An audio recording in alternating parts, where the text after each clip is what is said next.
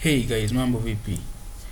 Natumaini wote mko poa. Imekuwa ni muda mrefu sana tangu nimetengeneza screencast. So today mambo yamekuwa mengi kidogo, lakini leo nataka kuongelea some very basic stuff ambazo you're going to face them kwenye kutafuta kazi ambazo zinaweza zika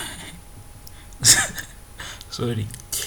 Hizi vitu unatakiwa uvitilie sana maanani. Leo nimefanya interview fulani lakini nikajikuta nimeshindwa kuvimplement kwa sababu for some reasons ideas zimepotea.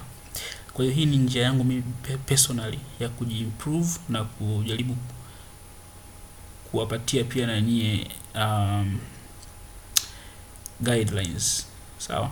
Sasa leo tutaongelea vitu vichache jinsi ya kuimplement some algorithms kwenye languages kwenye Ruby.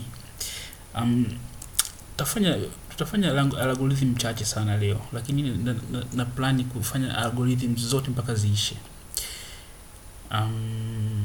So kwa kuanza leo tutaanza tu kwa a very simple algorithm, jinsi ya ku reverse a list. Sawa, sasa let's start, ndio. So I'll create a file reverse list.ruby. So this is Ruby now. So sasa ku reverse list ni kufanyaje? So assume umepewa an array ambayo iko kama moja, let's say just ni array ya namba, so 1 2 2 3 4. So ku reverse list unachotakiwa kufanya ni kwamba unatakiwa mwisho wa siku hii array yako ionekane hivi, ionekane 4 4 3 2 1. Sawa. Sasa how do you do this? How do you reverse it bila kutumia built-in features za language? Sawa. Kwa sababu kwa kutumia Ruby kunayo function kunayo method ya ku reverse list bila wewe kuandika code, si ndio? Lakini sasa unatakiwa uelewe jinsi implementation yake ilivyo ili uweze kuonekana. Unatakiwa ujue implementation yake ipoje ili uweze kuwa comfortable zaidi, si ndio? Sasa tukianza kuangalia idea tofauti, yani kwa kwanza, si ndio? Ukitaka ku reverse list, kitu cha kwanza ni kwamba unatakiwa kwanza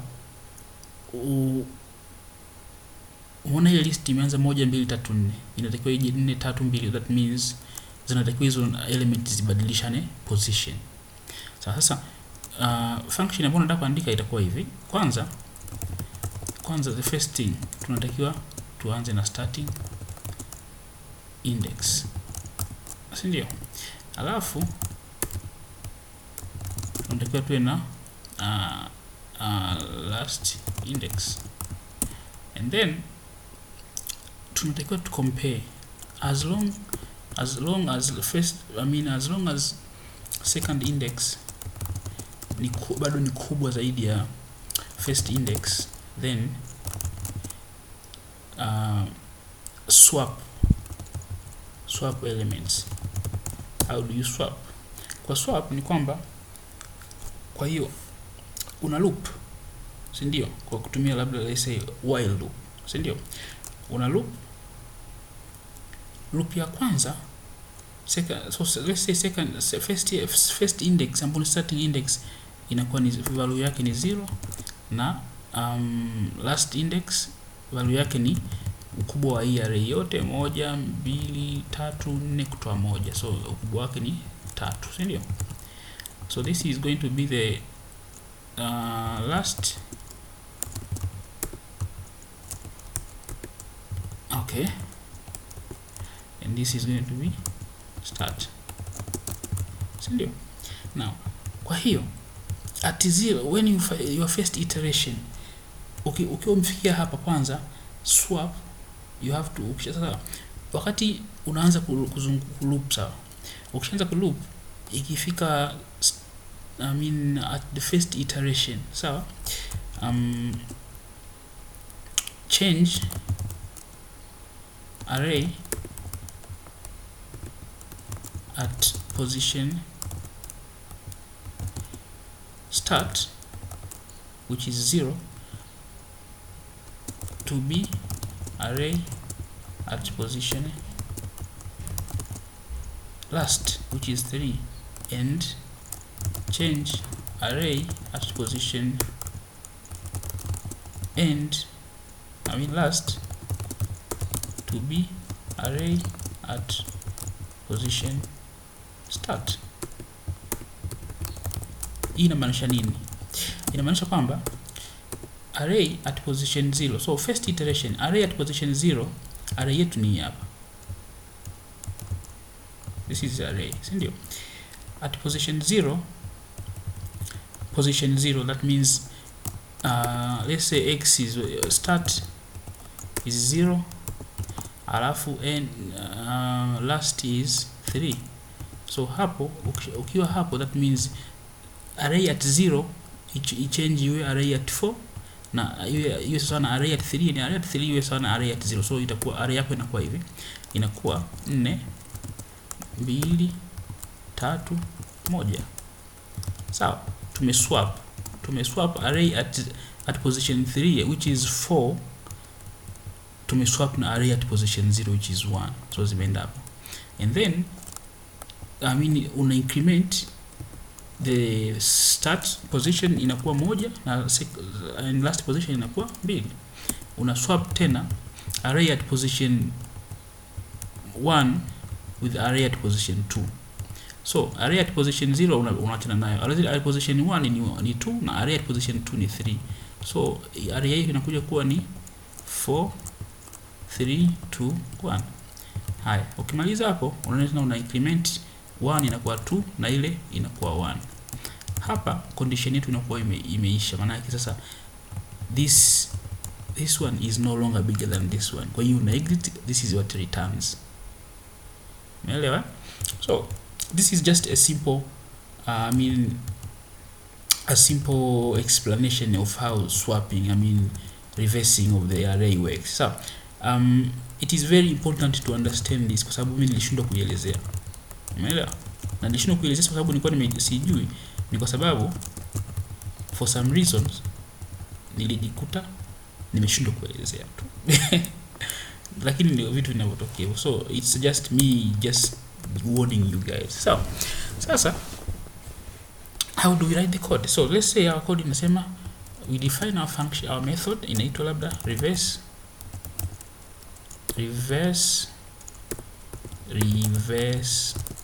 list, si ndio? Inachukua list kama argument. So so start equals 0 and end last equals to list dot length -1, si ndio? Sasa how does it work? Now it works like this. We say while last is greater than start, what do we do? So as long as last is bigger than start, what we do is we swap now.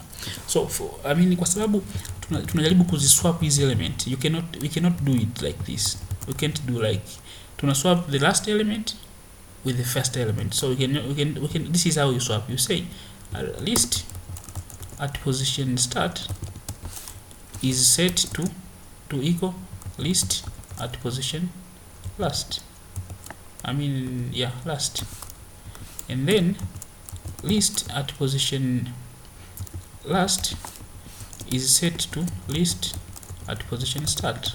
Kwa hiyo tumeziswap, lakini sasa kwa sababu tutakuwa tukifanya hivi tutakuta tunarudia vile vile. So the best thing to do is to actually create a temporary solution. Hapa tutasema tu temporary array, temporary element, temporary value equals to list at maybe at start, si ndio? List at start equals to list at last, and then list at last badala ya kwa hivi inakuwa to set to temporary, si ndio? Our temporary value there, which kwa sababu tusipofanya hivi utajikuta wakati una set hii imesharudia tena, imesha change. So that's what we are doing. And then this is actually after that. Now kinachotakiwa kufanyika hapo ni kwamba unatakiwa ufanye implementation. Sasa unasema you increment start index with 1, and you decrement the last one by 1. So and then you can return the list.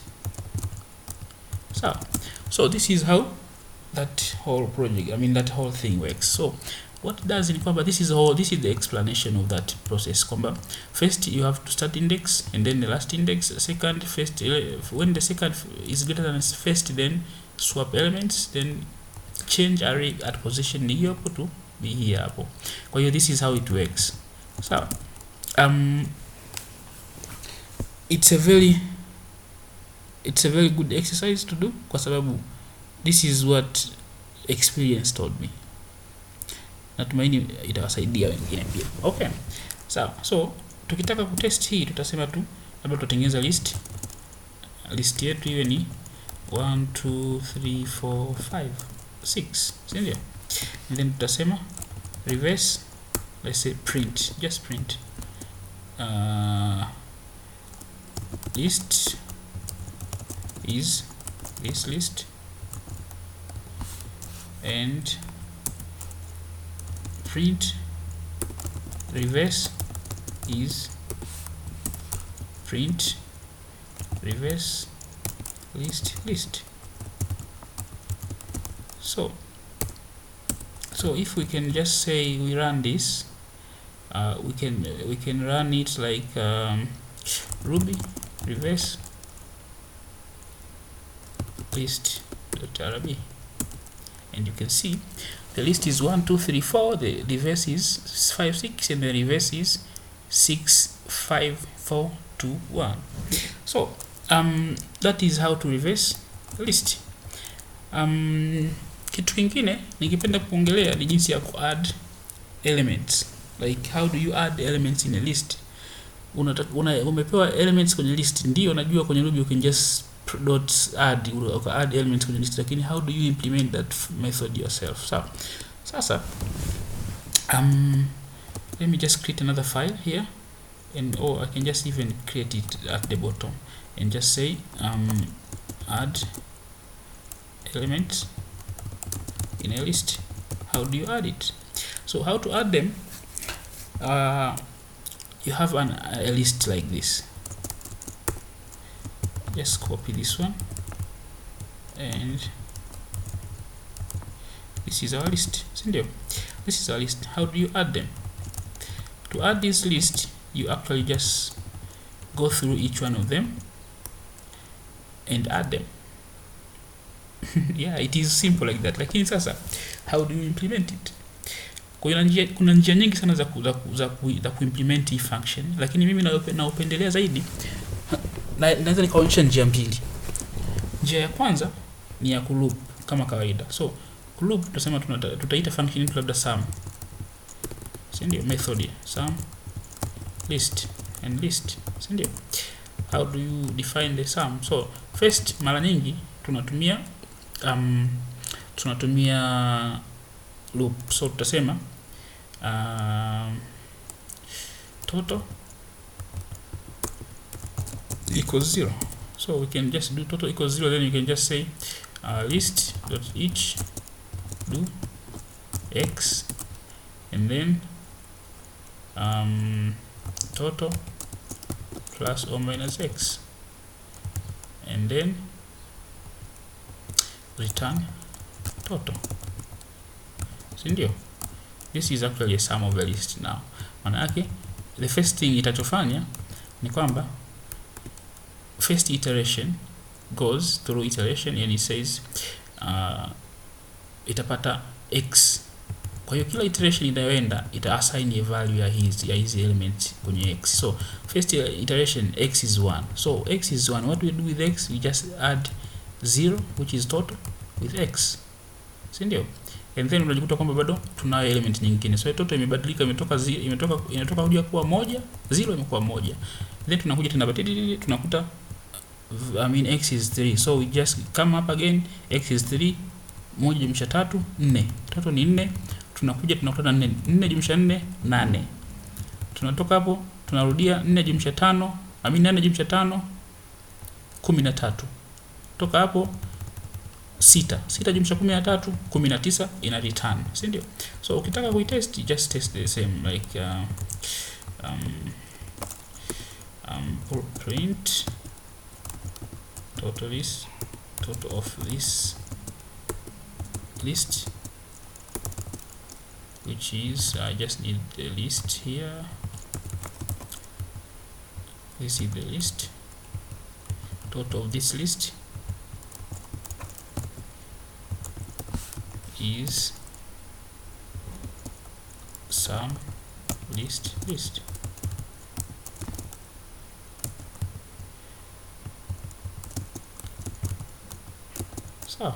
So if we run this function again in reverse, the total of this list is 19. So which is 1 plus 4 3 is 4 plus 4 8 plus 5 13 plus 6 19.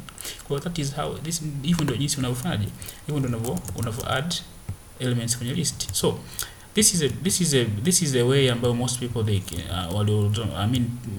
most people can do, lakini mimi napendelea njia nyingine ambayo inatumia recursion. So recursion ni kama ni just functions zinavyokuwa zinajicall zenyewe. So how do you explain recursion? So recursion ni kama badala ya kutumia loop, I want you to go through each element.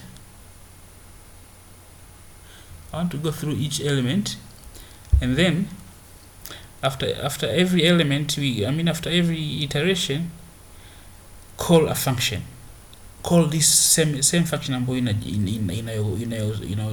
yani like function inajiita yenyewe, inajicall yenyewe. I'll give you an example ndio mtaelewa zaidi. So for example, let's say kwenye language kama Erlang na Elixir kuna a very nice feature ambayo kwa kila list, like this is the list, for every list there is a head and tail of a list, ambazo which means head is the first element of the list and tail is the remaining part of the list. This thing, it makes recursion very easy on list. Kwa sababu gani? Kwa sababu now for example sasa kwenye Ruby, kama ningekuwa nafanya hii kwenye Ruby, I could just say head and tail equals list, and then head would be 1 and this is 1 and tail should be 3 4 5 6. So this is how the head and tail concept works. So sasa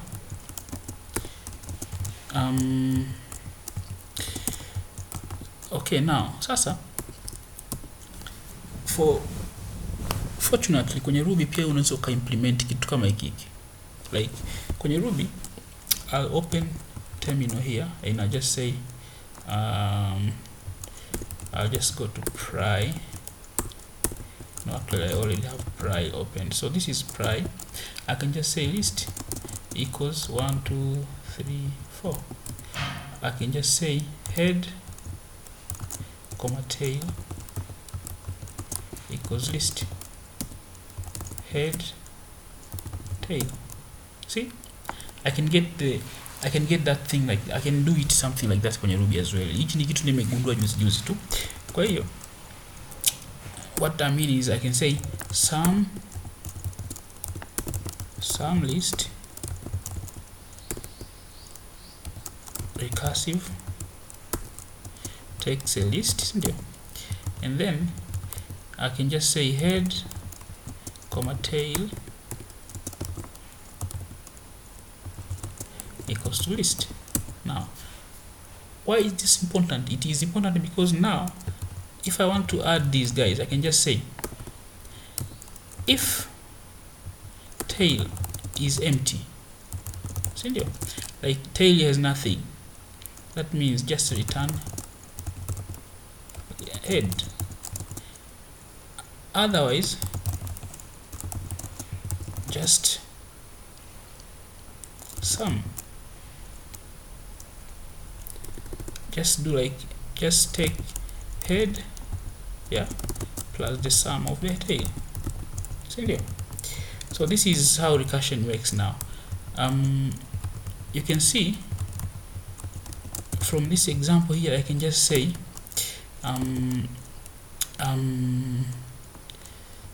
tail dot empty. Kuna function into empty kwenye tail, like kwa sababu tail ni array kama ulivyoona hapa. Tail is an array and the head is just a number. So if tail is empty, then that means hakuna kitu kwenye tail. Tail ni empty list, is an empty array. Then ni jibu letu nini? Ni just head. Otherwise jibu ni head plus the sum of the list of the tail. Sindio? Why sum of tail? Because tail now, kwa sababu list tayari ni number, kwa hiyo list ni moja. I mean head ni moja, sindio? Head hapo ukiangalia from our list here, head ni 3. So tayari head ipo. Lakini bado zile nyingine bado ni number, bado ni array. So tunataka tena tuendelee kujumlisha. So kujumlisha mara ya pili, itakuja kuwa hivi.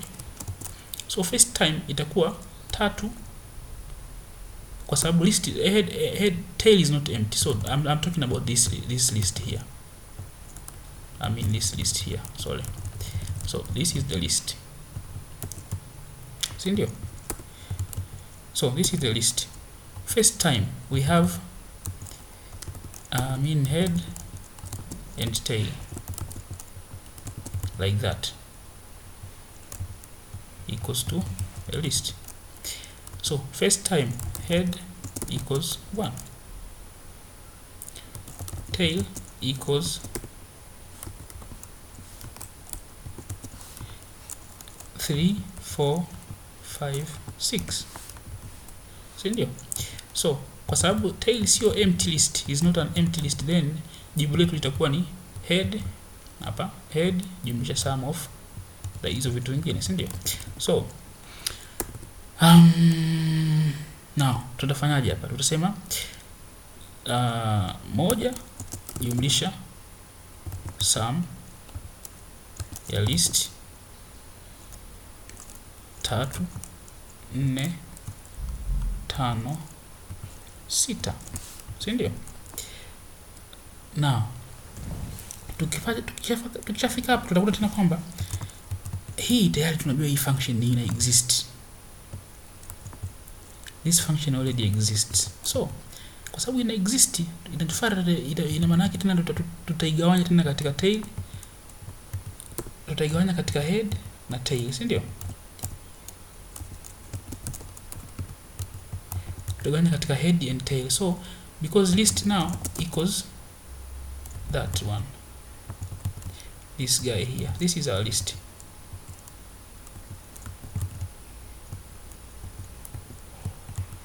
So cut inside this, yank around this. This is our list. Sindio? Now this is our list, but when we split it like this, when we just do head, because this function now it says, hey, what is sum of list rec? it is this guy here. So it checks here. So how do I get this one? I have to first do this. So it is going to do this on this list.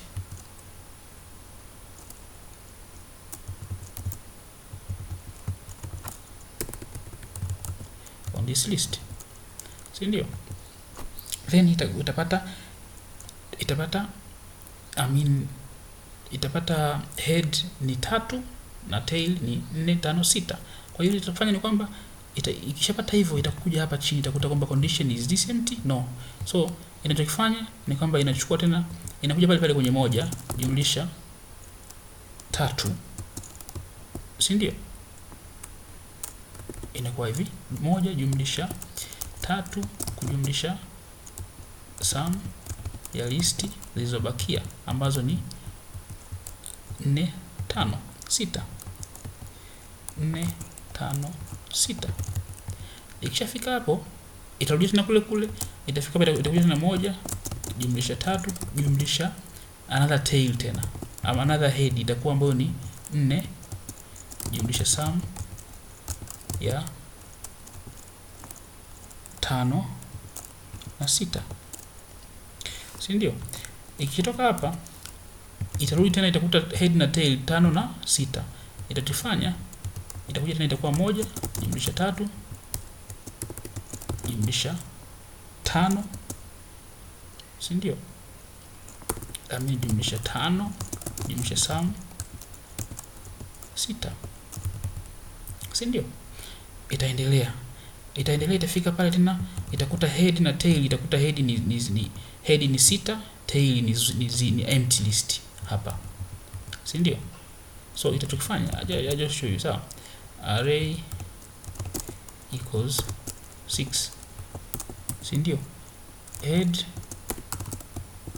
tail equals to array. Head tail is an empty list, umeona?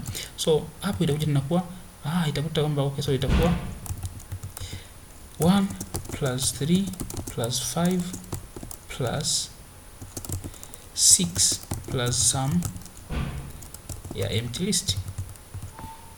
Umeelewa?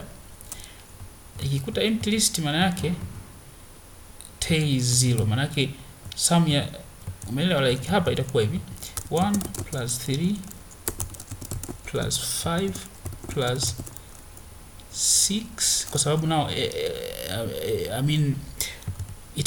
hiyo netu itakuja hapa. Ikifika hapa itakuta kwamba head ipo na value, tail ni empty list. Maana yake kama hii condition inasema kama tail ni empty just return head, so hapa itakuwa 6 kwa sababu tail is empty.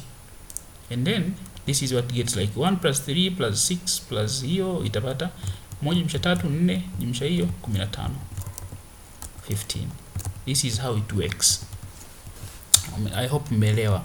Kwa hiyo this is how this recursion works. Kwa hiyo function yetu inakuwa like that. So I can just comment all this like that, but this is how it works. Kwa hiyo umeona, it is a very simple. Ukitoa hizi comment hapa utagundua kwamba hii function is just much more beautiful than ile nyingine. Umeona, head tail just one line, 2 lines. Okay, nadhani kwa leo tuishie hapa kwa sababu naona kuna mengi ya kufanya, lakini kesho tutaendelea na jinsi ya apply algorithm kama quick sort na binary search. Asanteni sana.